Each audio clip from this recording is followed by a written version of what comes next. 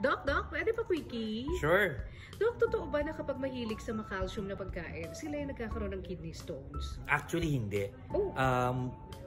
Magiging totoo lang yan. Kung to start with, yung iyong blood calcium mataas na.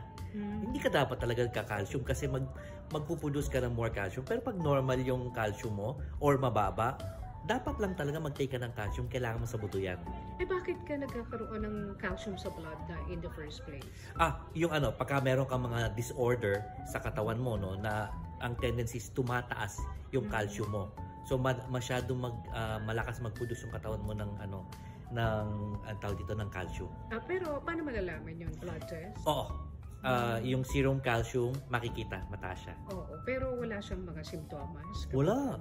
Talaga? Laboratory lang talaga yun. Oo. So kung kunyari madalas ka nagkaka-kidney stones, yun ay ipatest mo? Yes, kasama yung dapat. Lalo na pagka marami kang kidney stones or magkabila, both kidneys mo meron, dapat kasama yun sa workup mo.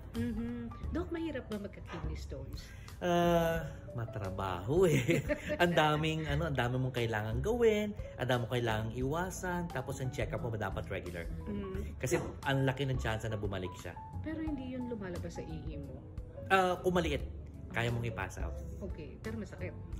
Usually, yes. Pero at times kung talagang maliit lang siya, hindi mo mapapansin. Oh, okay. Thank you, Doc. Alright.